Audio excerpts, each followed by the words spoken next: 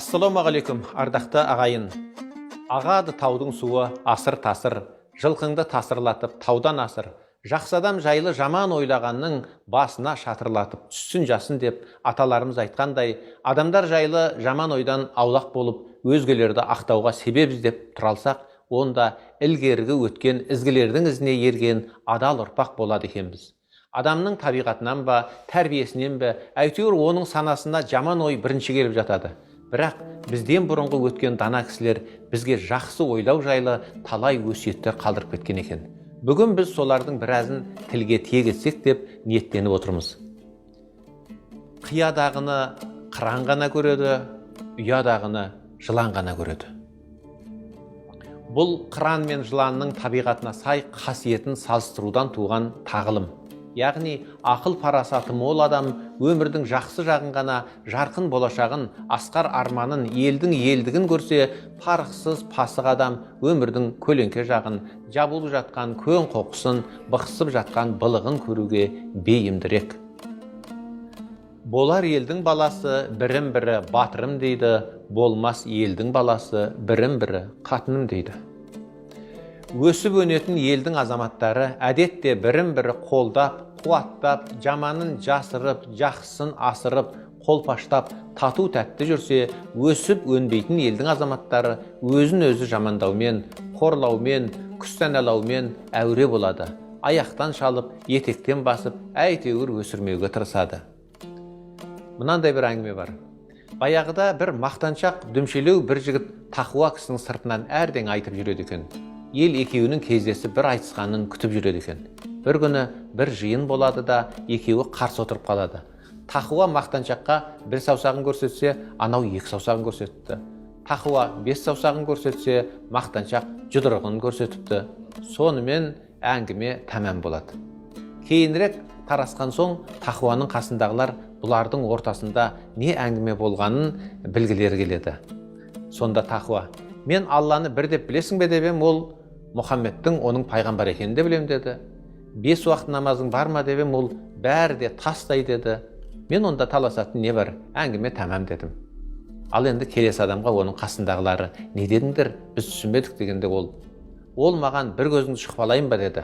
Ал мен сенің екі көзің шұқимын дедім. Ол маған шапалақпен салып қалайын ба деді. Мен төбеңнен жұдырықпен қойып қалам деп ем, байқұс сонымен өшті депті. Жақсы ойлағанға не жетсін. Жақсы ойлайық. Жақсы ойлаған жақсы ғой, адам жайлы қателік іздеп жұрттан қадалмайды. Біреудің дегені мен істегені болмайды қарап жүріп оған қайғы. Іреңі бәлеқордың солғын тартып, жүрегі жайбарақат соғалмайды. Әркім өз ойынан хабар береді.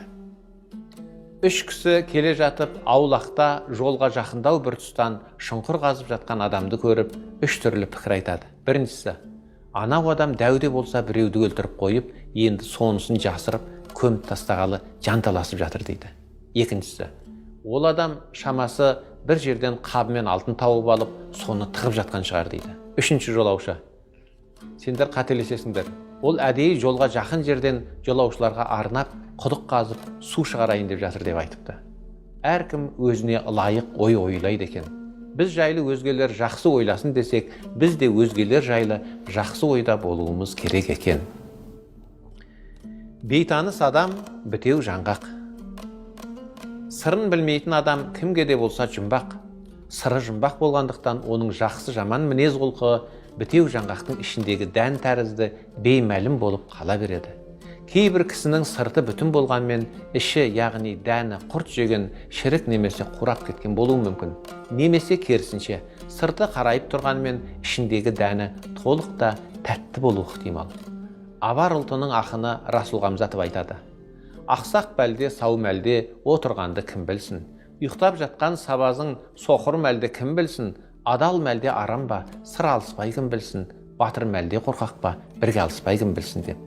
Сондықтан адамды әбден зерттеп білмей, ол жайлы пікір айтып, куәлік берудің қате екенін білдіретін, ескертетін мақалдар көп. Ілгеріде бір дана кісіге біреу келіп, басқа бір адамды мақтай бастайды. Сонда дана кісі: сен онымен көрші болып көрдің бе деп сұрайды. Жоқ дейді анау. Ақшалай алыс берісің болып беді дейді тағы да. Жоқ, ондай араласым болған емес дейді айтушы. Ұзақ жолда сапарлас болып көрдің бе? Жоқ, онда сен ол туралы ештеңе айтпай-ақ қой, бәрібір білмейді екенсің депті дана кісі. Сырты қара болғанмен, іші сара. Бұл мәтелде жоғарыда айтылғандардай кісінің сыртқы сипатынан гөрі ішкі әлемі көркемірек екенін білдіреді. Ағашы аласа болғанмен, алмасы тамаша деп Қадыр ақын айтқандай, кемсіте менсінбей қарамау керек екенін ескертеді. Бірде мұғалима апай сабақта балаларға бір кеменің суға батқанын, онымен жолаушылап келе жатқан бір ерлі зайыпты адамдардың құтқарушы қайыққа бірге жүзіп жеткендерін, бірақ ол қайықта бірақ кісілік орын болғанын, сол кезде күйеуі әйелін әрі итеріп жіберіп, өзі мініп кеткенін айтып берді. Ал әйелі өлер алдында күйеуіне бірдеңе деп айғайлапты. Осы жеріне келгенде мұғалима әңгімесін тоқтатып, қалай ойлайсыңдар, әйелі не деп айтуы мүмкін деген сұрақты ортаға тастайды. Оқушылар жан-жақтан жапа тармағай шуылдап өз ойларын айтып жатты. Олардың көбісі опасыз, сатқын, арам деп жатты. Мұғалима бір ғана баланың үндемей ойланып отырғанын көріп, сен қалай ойлайсың? Ол әйел не деуі мүмкін деп сұрайды. Бала, менің ойымша ол кісі баламызға қамқор бол деп айтқан шығар дейді. Мұғалима, сен бұл оқиғаны білуші ме едің дейді таңғала. Жоқ, бұл сөзді менің анам өлерінде әкеме айтқан еді дейді оқушы. Мұғалима өзінің көз жасаурап кеткенін ешкім байқамаған шығар деп ойлайды да әңгімесін әрі қарай жалғастырады. Сонымен ер кісі қызын жалғыз тәрбиелеп өсірді. Көп жылдар өтіп, әкесі ақырет әлеміне аттанып кеткен соң, қызы оның күнделігін тауып оқыды. Онда былай деп жазылған екен. Біз сапарға шыққанға дейін әйелімнің жаман ауруға шалдыққаны, енді өмірінің соңғы күндері ғана қалғаны маған белгілі еді. Әйелімді қайыққа мінгізіп, өзі мұхиттың ортасында қалғымақ келді. Алайда қызымның бақыты үшін амал жоқ оны тастап кетуге мәжбүр болдым деп мұғалима әңгімесін аяқтады. Сөйтті де оқушылардың жүздеріне барлай қарады. Олардың көздерінен қатты толқығандықтары көрініп тұрды. Және де олар сырты әдемі көрінген әрбір нәрсенің жақсы болып шыға бермейтіні, сол сияқты жамандық, сатқындыққа ұқсаған кейбір жағдайдың тасасында қайырымдылық та болуы әбден мүмкін екенін түсінгенде еді. Сондықтан адамдар жайлы ұшқары ойлауға асықпау керек екен. Өйткені ол жайлы біз білмейтін нәрселер өте көп болуы да ғажап емес. Жаман адам жақсы адам бар дегенге сенбейді. Кейбіреу өзінде жоқ асыл қасиеттердің басқаның бойынан табылуы мүмкін екеніне сене алмайды. Бір кісілер біреуге жақсылық жасаған болса, оны көрген, естіген адам ол оны бір есеппен жасап отыр деп сенімсіздік білдіріп жатады. Себебі өзінде ондай азаматтық, жомарттық сипат жоқ болған соң, басқаларда болуы мүмкін деп елестете алмайды. Бұл әрине өкінішті. Бірде мынадай бір оқиға болады. Күйеуі диванда газет оқып отыр.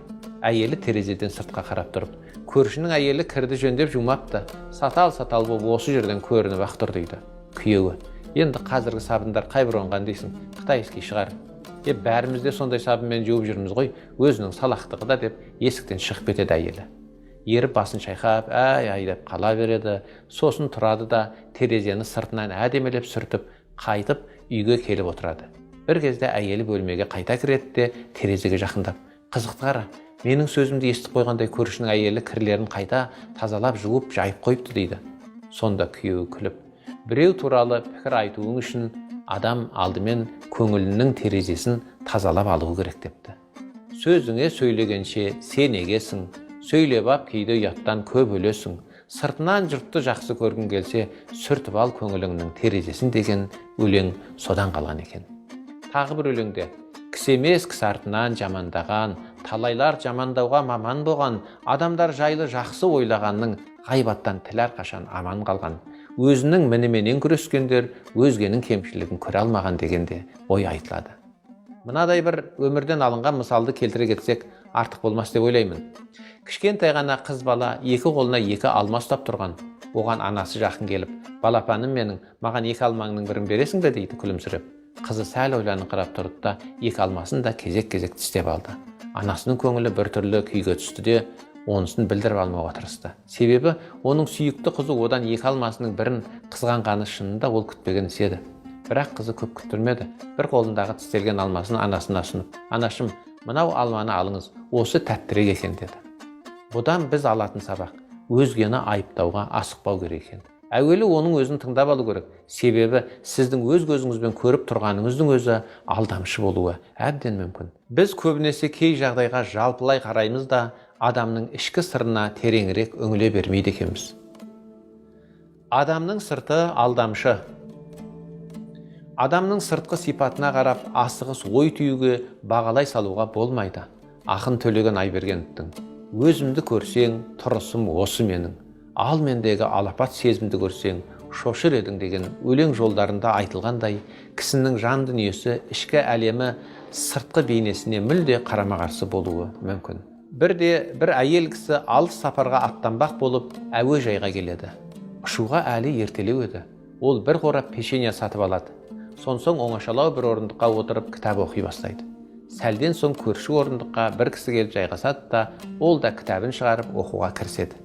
Әйел қасында тұрған қораптан бір түйір печеньені ала бергенде, жаңа келіп отырған көршісінің де қорапқа қол созғанын байқап қалады. Әйел бейтаныс кісінің әдепсіздігіне ашуланып, ұрсып тастағысы келеді де, өзін әзер тежейді. Қорапқа қолын созған сайын, ол кісі де бір түйірден алуын тоқтатпайды. Үндемеген сайын басынған көршінің бей әдеп тірлігі әйелдің ашуын шегіне жеткізеді. Осылай іштей арпалыста отырғанда, қорапта бір ғана печенье қалады. Енді не істер екен деп отырғанда, әлгі кісі еппен оны екіге бөледі де, жартысын қорапта қалдырып, әйелді одан сайын таңғалдырады. Арсыз әрекет әйелді әбден ашуға булықтырады. Ол орнынан тұрады да, кітабын қолтықтап ұшаққа беттейді. Сөйтіп әлгінде болған жайтты санасына әлі сыйғыза алмаған күйі ұшақтағы орнына келіп жайғасады. Артынша қол сөмкесін ашса, бағана сатып алған қораптағы өз печеньесі сол қалпы тұрғанын көреді. Күтпеген көрініс оның жан дүниесінің астан кестеңін шығарады. Артынша тұла бойын ұят кернеп, өзін қоярға жер таппайды. Әлгі бейтаныс кісі әдепсіз де арсыз да емес, керісінше нағыз ұстамды әрі жомарт кісі болып шықты. Осылайша кейде өзгені 100% кінәлі санап, өзімізді сүттен ақ судан таза сезінеміз. Шын мәнінде біз айыптаған кісінің адамгершілігі мол, бізден өресі биік, ұстамды әрі кішіпейіл жан болуы әбден мүмкін екен. Сонымен құрметті ағайын, жақсы ойлау жайлы жеткілікті әңгіме айтылды деп ойлаймыз. Ендігі бізге қалғаны осы естігендерімізге амал ету ғана. Ендеше айтылған әрбір мақал мәтелдер мен ғибратты әңгімелерді аз да болса көптей, талқан да болса сөктей көріңіздер. Ең бастысы ойларымызға абай болайық. Өйткені ғалымдар айтады екен, кімнің ішкі дүниесі жақсара бастаса, оның сыртқы істері де дұрыстала бастайды. Ішкі дүниесі дегеніміз ізгі ойлар екен. Адамда бір ой сақталып тұра берсе, ол шешімге айналады. Шешім бір күні мақсатқа айналады. Мақсат әрекетке айналады. Әрекет нәтижеге айналады. Ол нәтиже адамның өзінің ниетіне байланысты жақсы да, жаман да болуы мүмкін. Сондықтан жақсы ойлайық. Жақсы ой санамызды сәулелендіріп, жүрегімізді нұрландырады. Сонда біздің жүрегімізде жарық, көңілімізде қарық болмақ. Алайым әркез солай болсын деп тілейік. Сау болыңыздар.